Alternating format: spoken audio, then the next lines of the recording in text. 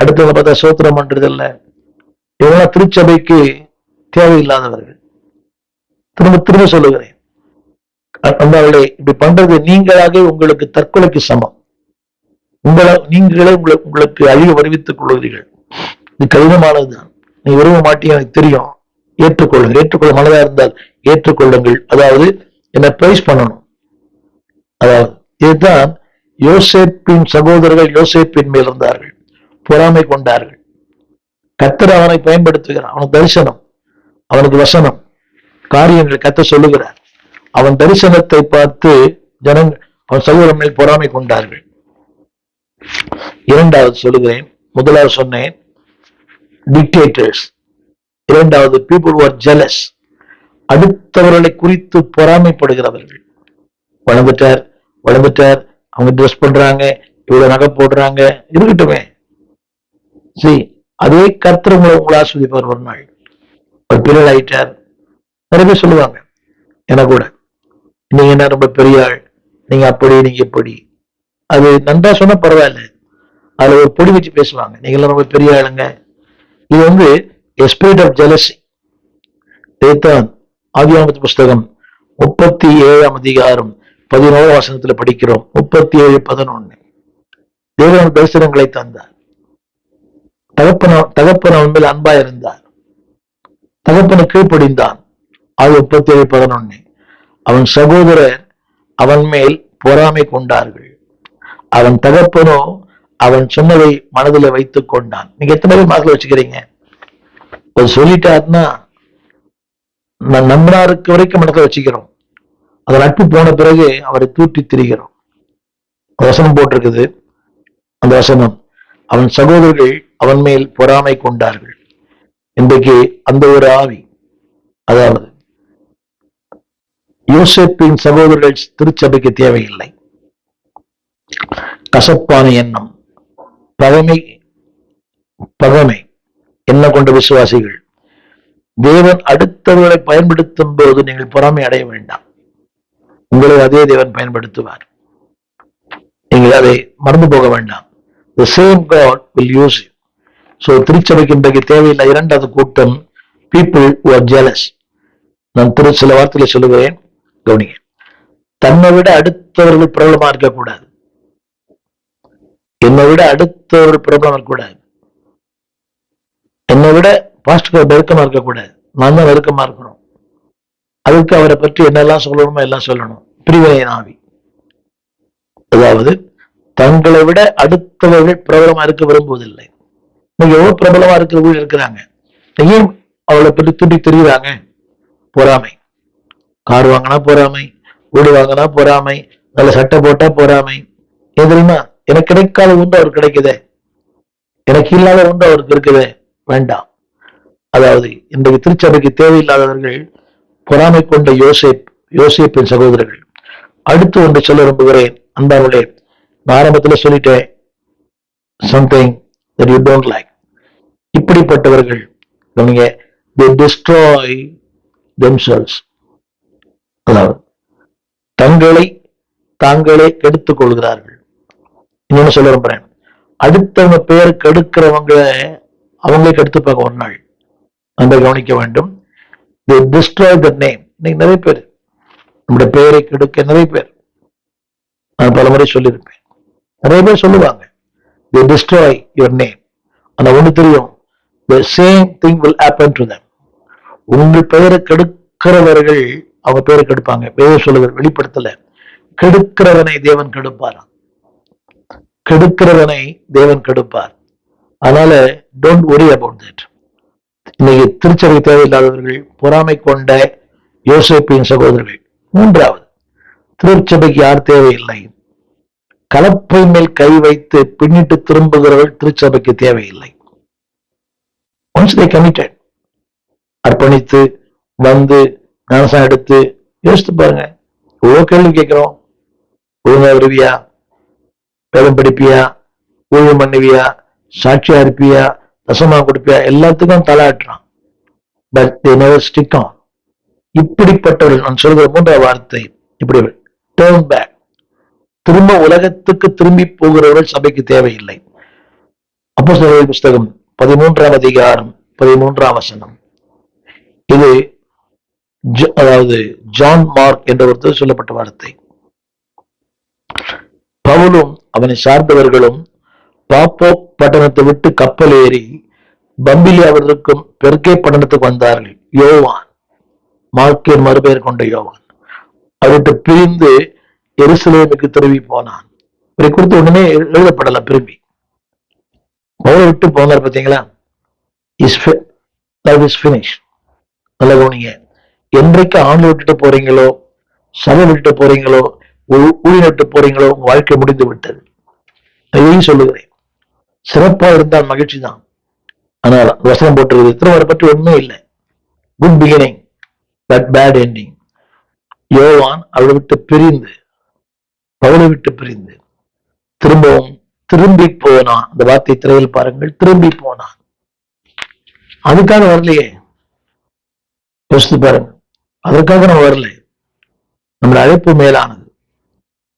நம்முடைய எவ்வளவு பேர் என்னுடைய சந்ததியிலே கர்த்தர் என்னை தான் தெரிந்து கொண்டார். என் சந்ததியில் நான் தான் முதல் கிறிஸ்தவன்.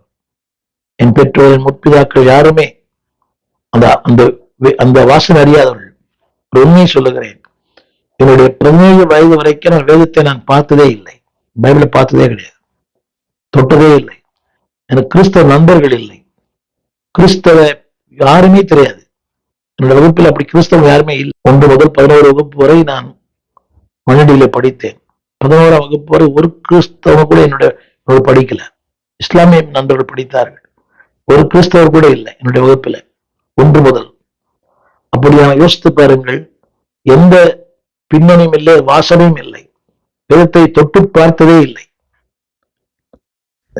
சில நேரங்களில் மாதா கோயிலுக்கு போவேன். அரண்மனைக்காரத்தில் இருக்கிற அந்தோனியார் கோயிலுக்கு போறது. மற்றபடி எந்த வேத அறிவோ ஒண்ணுமே தெரியாது. அது எல்லாரும் போறாங்க, நானும் போவேன். ஆனால் திரும்ப நோ டேர்னிங் பேக். பாடுகள் உண்டு, போராட்டங்கள் உண்டு. திரும்ப வசிக்கிறேன். வசனத்தை படிச்சு பாருங்க.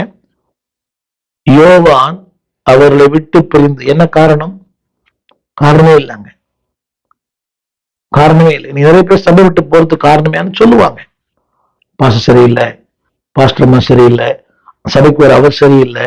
ஹலோ, உங்க குடும்ப பிரச்சனைக்கு சபையை பலிக்கடாக்காதிருங்கள். உங்க குடும்ப பிரச்சனை, நிறைய பேர் குடும்ப பிரச்சனைக்கு சபை தான் பலியாயிடுறாங்க. குடும்ப பிரச்சனைக்கு ஊழியன் பலிக்கடாவை மாறுகிறான். மிகுந்த வேதனை.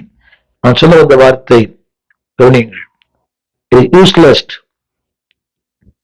To turn. திரும்பி போவது ஒரு பயனற்ற ஒரு வாழ்க்கை. அதை சொல்ல விரும்புகிறேன். லூக்கா 9:62. கலப்பையின் மேல் தன் கை வைத்து பின்னிட்டு பார்க்கிற எவனும் தேவனுடைய ராஜ்யத்திற்கு தகுதி உள்ளவன் அல்ல. ஒன்ஸ் we step in, வந்துட்டோம், வேத தொட்டுட்டோம், வேத சுமந்துட்டோம், ஆண்டவர் ஞானஸ்நானம் எடுத்துட்டோம், சபைக்குள்ள வந்துட்டீங்க, கையை வைத்து இந்த மேல கர்த்தர் கை வச்சிருக்கிறார். ஒரு ஊழியர் கை வைத்து ஜெபித்திருக்காங்க மேல. அது எவ்வளவு மேலானது இல்லையா? அந்த கை வைத்தல் சொல்லுவது இம்பார்டேஷன். உங்களுக்குள்ள ஒரு கிருபை தேவன் கொடுக்கிறார். உங்களுக்குள்ள வரங்களை தேவன், அந்த laying and hands is impartation, God's gifts. உங்களுக்குள்ள சில வரங்கள் ஒரு ஊழியர் ஜெபிச்சிருப்பார் இல்லையா? ஞானஸ்நானத்துல கை வைத்து உங்களுக்காக ஜெபிச்சிருக்கிறார். அந்த கருத்து என்னவென்றால், கை வைத்து திரும்பி பார்க்கிற எவனும் தேவர் ராஜ்யத்திற்கு தகுதியானவன் அல்ல. கொஞ்சம் யோசித்து பாருங்க வாழ்க்கையை. நீங்க தகுதியானவளா? திரும்ப திரும்ப சொல்லுகிறேன், பின்னிட்டு பார்க்கிறேன். உலகம், உறவு, திருமணம். நிறைய பேர் இன்னைக்கு திருமணத்துக்காக ஆண்டை விட்டு ஏறாடும். ஏன்னா அது மாதிரி மாப்பிள்ளை கிடைக்காதான். நல்ல சான்ஸ் இது, நல்ல வசதி, வெளிநாட்டு வேலை, ஐடி வேலை, இது மாதிரி மாப்பிள்ளை கிடைக்காது. பரவாயில்ல, மாத்திக்கலாம் அப்படி சொன்ன யாருமே என்ன மாற்றப்பட்டதே தெரியல. இல்ல வந்துருவாரு, என்னால மாத்த முடியும் சொன்ன எத்தனையோ வாலிப பெண்கள். அதே போல அவங்க கூட வாலிப பையன் கூட, ஒரே பொண்ணு அழகா இருக்குது, வீட்டோட மாப்பிள்ளையா இருக்கலாம், நான் மாத்திருவேன், மாத்தவே முடியல. 50 வருஷம் ஊழியம் பண்றேன், மாத்தவே முடியல. என்னோட உடன் பிறந்த மக்களையே என்னால மாத்த முடியல. மாற்றம் என்பது தேவன் தான் தன் வாழ்க்கையை பார்க்கிறாங்க, நம்மளுடைய ஜீவியத்தை பார்க்கிறாங்க, எல்லாம் பார்க்கிறாங்க. But still they cannot come to God. என்னுடைய சொந்த உறவுகளே, என் உடன் பிறந்தவர்களே, நன்மை பெறுகிறார்கள், நன்மை அனுபவிக்கிறார்கள். ஆனால் மாற்றம் என்பது நம்மால வர்றது இல்லை. நம்ம சாட்சியை பார்க்கிறாங்க, ஆனா மாற்றம் என்பது கர்த்தர் தான். பிதா ஒருவனை இழுத்து கொள்ளாவிட்டால் ஒருவனும் தானே வர முடியாது. எனவே பின்னிட்டு பார்க்கிற எவனும் மண்ணுக்காக மாணிக்கத்தை விட்டுறாதீங்க. எதுவும் சொல்லுகிறது, அவர்களை பிரிந்து அந்த வசனம் போட்டுருது, அதாவது தேவ ராஜ்யத்திற்கு தகுதியானவர்கள் அல்ல. ஹலோ, ஒரு வேலைக்கு ஒரு தகுதி எதிர்பார்க்கிறாங்க இல்லையா? ஒரு வேலைக்கு போன தகுதி, ஒரு டீச்சரா இருக்கணும்னா ட்ரைனிங் எடுத்திருக்கணும், ஒரு அட்வொகேட்டா இருக்கணும்னா லா படிச்சிருக்கணும், ஒரு மருத்துவராக வேணுமா மெடிசன் படிச்சிருக்கணும். அப்ப தேவன் சொல்லுகிறார், என்னோட ராஜ்யத்துக்கு நீ தகுதியா இருக்கணும்னா ஃபாலோ மீ. பின்னிட்டு பார்க்கிற வாழ்க்கை இல்லை, நிறைய உண்டு. நான் ஊழியத்துக்கு வந்துட்டேன், எதிர்பார்த்த ஒண்ணுமே நடக்கல. 150 ரூபாய் எனக்கு கொடுக்கப்பட்டது. எனக்கு வயசு அப்ப 21 வயசு. எனக்கு குடும்பம், எனக்கு பின்னால ஒரு 5-6 தம்பி தங்கச்சிங்க, திருமணமாக 4 சகோதரிகள், இத்தனை பேரையும் கரையேற்ற வேண்டும். தகப்பனார் ஒரு ஒரு தினக்கூலி. ஆனா ஒண்ணு தெரியும், திரும்ப போயிடலாமா, உலகத்துக்கே போயிடலாம், உலக வேலைக்கு திரும்ப போலாமா, அப்படிலாம் எண்ணங்கள் வந்து கொண்டே இருந்தது. அந்த 150 ரூபா ஒழுங்கா கிடைக்காது. அது 27 கிடைக்கும், 25 கிடைக்கும், அந்த மாச கடைசியில கிடைக்கும். முதல் தேதியுடைய அந்த தொகை கடைசியில தான் கிடைக்கும். இப்படிப்பட்ட காலங்கள் இருந்தது. ஆனா ஒண்ணு தெரியும், அழைத்தவர் உண்மை உள்ளவர். ரொம்ப பேரும் தெரியாது, ஆழமான சத்தியங்கள்லாம் தெரியாது.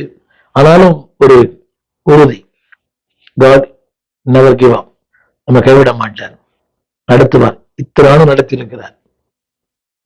எனக்கு 4 சகோதரிகள், 3 பெண் பிள்ளை, 7 பிள்ளைகளை திருமணம் செய்து வைக்க கர்த்தர் உதவி செய்தார்.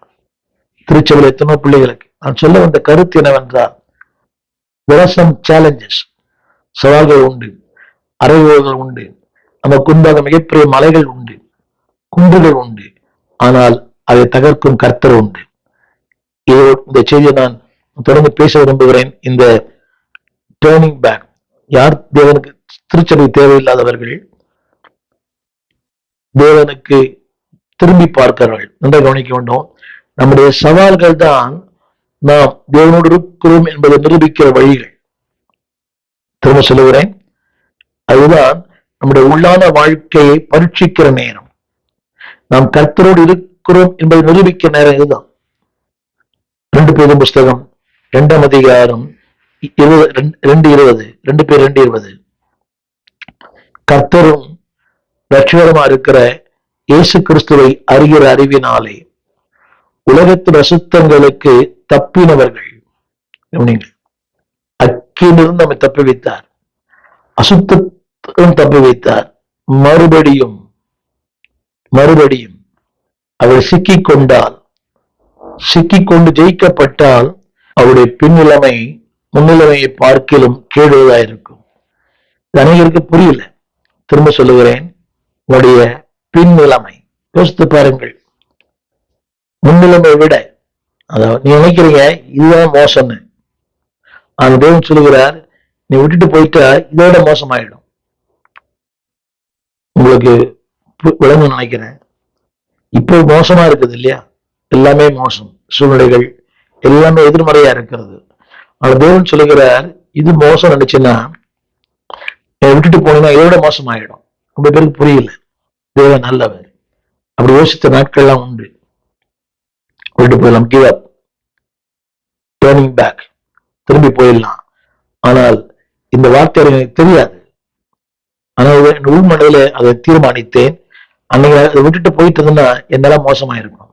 நான் இன்றைக்கு அதை விட என்னை கர்த்தர் உயர்த்திருக்கிறார். அதாவது நினைப்பதற்கும் வேண்டிக் கொள்வதற்கும் அதிகமாய் தேவன் செய்திருக்கிறார். அவர் பயன்படுத்தும் விதங்கள், அவர் பயன்படுத்தும் நாடுகள், அவர் பயன்படுத்தும் தேசங்கள் ஆச்சரியமா இருக்குது. மொழி தெரியாதே எத்தனையோ நாடுகள், Siberia, Russia, Poland, check, Slovakia, Spain, மொழி தெரியாத பல நாடுகள், ஆப்பிரிக்கா, பர்மா, இந்தோனேஷியா, சொல்லிக்கொண்டே போகலாம். விளம்பரமா இருக்கு. தாய்லாந்து. எதற்காக சொல்லுவேன் சொன்னா, அன்னைக்கு நினைச்சா விட்டுட்டு போயிடலான்னு. நான் இன்னைக்கு யோசித்து பார்க்கிறேன். தேவன் நமக்கு நன்றி. நல்ல அவர் கொடுத்த அந்த உறுதி, அவர் கொடுத்த அந்த தீர்மானம், அவர் கொடுத்த அந்த கிரிப், அந்த அந்த பிடிப்புக்காக நன்றி சொல்லுகிறேன்.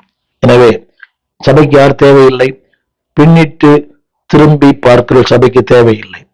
இதுதான் ஆண்டவர் சொன்னார்.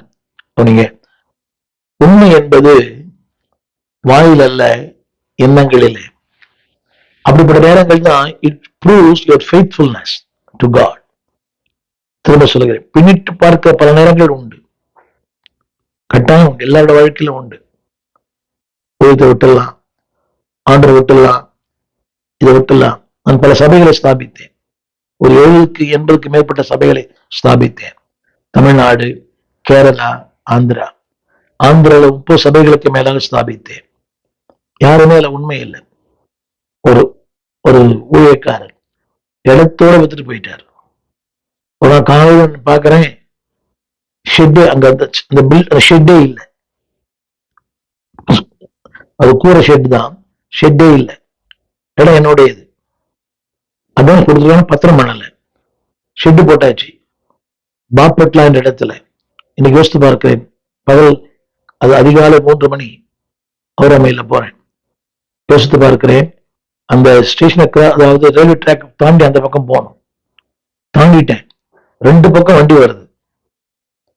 இந்த பக்கம் நான் வந்த வண்டி அப்பதான் போகுது. இவர் வந்து சென்னை, அவரா சென்னை வந்துட்டு இருக்குது. இடையில நான் இருக்கிறேன். மறுத்து போய் நினைச்சேன். அந்த ஊழியர் வந்து போன் பண்ணேன், போனை எடுக்கல. சரி, எனக்கு இடம் தெரியும், ஸ்டேஷன் பக்கம் நான் பாப்பட்ல அந்த இடத்துக்கு போனேன். முடிந்தது இடத்துக்கு போனேன். எனக்கு கொஞ்சம் திறந்து தெரியும். அதை வச்சு மக்களோட பேசினேன். அந்த பாஸ்டர் எங்க போயிட்டாரு.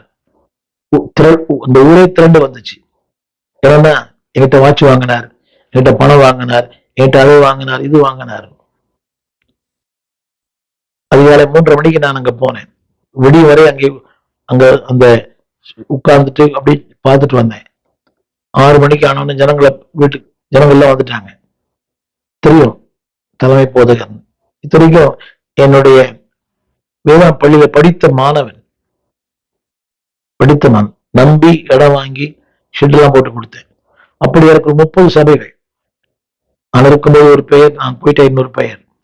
அதே போல கேரளாவில் நிறைய மோசடிகள், என்னை போலவே கையெழுத்து போட்டு இதெல்லாம் நடந்த உண்மைகள். நிறைய சலிப்பு, நிறைய வேதனை இன்றைக்கு இருக்கிறது. தமிழகத்திலும் அப்படி பண்ற ஆட்களா இருக்கிறாங்க. சலிப்பு. ஆனாலும் ஐ நெவர் கிவ் அப். இந்த மாதம் கூட ஒரு 2 புதிய ஊழியங்களை ஆரம்பித்திருக்கிறேன். இடம் வாங்கி சபை கட்ட. இந்த ஆண்டில கூட திண்டுக்கல் பக்கத்துல ஒரு இடத்துல, பட்டுக்கோட்டையிலும். நான் சொல்ல வந்த சத்தியம் என்னவென்றால், வேதனைகள் உண்டு, ஏமாற்றம் உண்டு, ஆனால் தொடர்ந்து பயணம் செய்வோம். துணையாளர் முன் சொல்லுகிறார். அதாவது இப்படிப்பட்ட நேரங்கள் தான் you prove your faithfulness to God. நான் உண்மையா இருக்கிறேன் என்பதற்கு இதான் சாட்சி. 2வது, இட் ப்ரூவ்ஸ் யுவர் டிட்டர்மினேஷன்ஸ். ரூத்துக்கு எல்லாமே முடிஞ்சு போச்சு. கணவன் இறந்துட்டார், எல்லாம் இறந்துட்டாங்க. நான் சொன்னா விட்டு போக மாட்டேன். அந்த பேச்சை விடும். அந்த டிட்டர்மினேஷன், அந்த தீர்மானம் அவருடைய வாழ்க்கையிலே அன்பானவர்களே அவளை உயர்த்திற்று. அந்த தீர்மானம் தான் நீங்கள் சொல்லுகிற வார்த்தை உண்மை என்பது சொல்லும். புரிய நினைக்கிறேன். The determination prove the word that you speak. நீங்கள் பேசுகிற வார்த்தை உண்மை என்பதை எதிர்மறையான சம்பவங்கள் தான் சொல்லும். கர்த்தர் நல்லவர், எல்லாருமே எல்லாம் சொல்லலாம், நல்லவர். ஆனா எல்லாம் எதுவுமே சரியா இல்லை. அப்போலோ மருத்துவமனையிலே ஐசியூல படுத்திருந்தேன். பக்கத்துல ஒரு மரித்து போனார். ஒரு வியாபாரம் பண்ணுகிற ஒருவர், நெல்லை மாவட்டம் சார்ந்தவர். எதிர்க்கு ஒருத்தர் மரித்து போனார். மேல பக்கத்துல ஒருத்தர் மரித்து போனார். கண்ணால பார்த்தேன் முகத்தை மூடுவதை. வலி தாங்க முடியல. அதுதான் என்னுடைய இத்தனை வயசுல அப்பதான் மருத்துவமனைக்கு போயிருக்கிறேன். I never been in hospital all my life. முதல் முறையா போயிருக்கிறேன். பயம் ஒரு பக்கம், ஆனாலும் ஒரு நம்பிக்கை, கர்த்தர் ஜீவன் தருவார், வெளியே வருவேன். ஒரு 10 ஆண்டுகள் கடந்து முடிந்து விட்டது. ஆகஸ்ட் 24 இதுவரையும் கர்த்தர் நடத்தி இருக்கிறார். நான் சொல்ல வந்த குறிப்பு என்னவென்றால், that shows that your faithfulness to God. அப்படி அது மட்டுமல்ல, your faithfulness to his word. வார்த்தைக்கு உண்மையா இருக்கிறேன். எவ்வளவு பிரசங்கம் பண்ணியிருக்கிறேன். ஏறக்குறைய 73ஆம் ஆண்டிலிருந்து நான் பேசி பிரசங்கம் பண்ணிட்டு இருக்கிறேன்.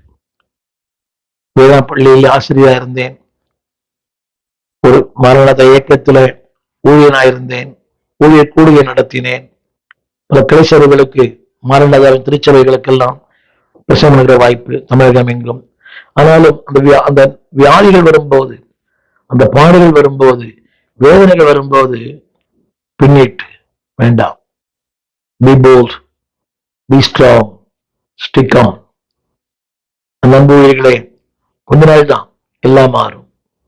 மாறுமே, எல்லாம் மாறுமே. இந்த 3 குறிப்போடு முடிக்கிறேன். லூக்கா சுவிசேஷம் 8ஆம் அதிகாரம் 4ஆம் வசனம், 2 பேதுரு 2:21. இந்த வார்த்தை அதமா சொல்லுது, நீதியின் மார்க்கத்தை அறிந்த பின்பு தங்களுக்கு ஒப்புவிக்கப்பட்ட பரிசுத்த கற்பனை விட்டு விலகுவதை பார்க்கலாம். அதை அறியாதிருந்தார்களால் அவளுக்கு நலமாயிருக்கும். No turning back. திரும்ப சொல்லுகிறேன், நீதியின் மார்க்கத்தை அறிந்த பின்பு, சத்தியத்தை அறிந்த பின்பு. அடுத்த வார்த்தை, நமக்கு ஒப்புவிக்கப்பட்ட பரிசுத்த கற்பனை. The Lord entrusted me. இந்த வார்த்தை என் கையில கொடுத்தாரு. நீ ஆயத்தப்படு, உன்னோடு கூடிய எல்லா கூட்டத்தையும் ஆயத்தப்படுத்து, நீ காவலனாயிரு. அதை விட்டு விலகுவதை பார்க்கலும் அதை அறியாதிருந்தார்களானால் நலமாயிருந்திருக்கும். என்னை கேட்டுக்கொண்டிருக்க அன்புதே பிள்ளையே, கையில் ஆண்ட வேதம் கொடுத்திருக்கிறார், ஒரு சபையை கொடுத்திருக்கிறார், ஒரு ஊழியனை கொடுத்திருக்கிறார். கவனிங்க, இது அறியாதிருந்து நீ தப்பு பண்ணினா பிரச்சனை இல்லை. ஒரு ஊழியனாயிருந்து, ஒரு ஊழியின் மனைவியாயிருந்து, ஒரு ஊழியனின் பிள்ளையா இருந்து தப்பு பண்றது எவ்வளவு மோசம். இதைத்தான் 2 பேதுரு 2:22 சொல்லுகிறது. நாய் தான் கக்கினதை தின்னவும், கழுவப்பட்ட பன்றி சேற்றிலே புரளவும் திரும்பினது என்று சொல்லப்பட்ட மெய்யான பழமொழியின்படியே அவள் சம்பவிக்குமா. நாய் தான் கக்கினது நல்ல உதாரணம் இல்லை. இது கழுவப்பட்ட பன்றி சேற்றிலே புரளது, திரும்பினது, இங்க கூடப்படுது, திரும்பினது போலும். அப்பதான் கழுவினார். திரும்ப அதே வாழ்க்கை அந்த பழமொழியின்படியே சம்பவிக்குமா. அந்த வார்த்தை கவனியுங்கள். அந்த பழமொழியின்படியே நாய் தான் கக்கின தின்னுவது, கழுவப்பட்ட பன்றி சேற்றிலே புரளுவது, அப்படியே நடக்கும். எனவேதான் தேவன் சொன்னார், be faithful in my word, no turning back. இதுதான் லூக்கா 8:4. திரளான ஜனங்கள் அவரிடத்துல வந்தார்கள். அவர் சொன்னார், 15ஆம் வசனம், நல்ல நிலத்தில் விதைக்கப்பட்டவர்கள் வசனத்தை கேட்பார்கள், உண்மையா இருப்பார்கள், நன்மை செய்வார்கள், பொறுமையா இருப்பார்கள், காத்திருப்பார்கள், பலன் கொடுப்பார்கள். இது அழகான வார்த்தை. திரும்ப சொல்லுகிறேன், கேட்டு உண்மையா இருப்பாங்க, நன்மை செய்வாங்க, பொறுமையா இருப்பாங்க, காத்திருப்பாங்க, பலன் கொடுப்பாங்க. அப்ப பலன் கொடுக்கலன்னா நம்பர் 1 கேட்கணும், உண்மையா இருக்கணும், நன்மை செய்யணும், பொறுமையா இருக்கணும், காத்திருக்கணும். 16 ஆண்டுகள் எனக்கு அழைப்பு இருந்தது. நான் 16 ஆண்டுகள் காத்திருந்தேன். பிரசங்கம் பண்ணுவேன், ஆனால் இந்த ஊழியம் எனக்கு நல்லாவே தெரியும். தேவன் தந்த கிருபை, தேவன் தந்த வரங்கள், அது vision and I have a mission, but it never implement. அதை நிறைவேற்ற முடியல. காலங்கள் காத்திருந்தேன்.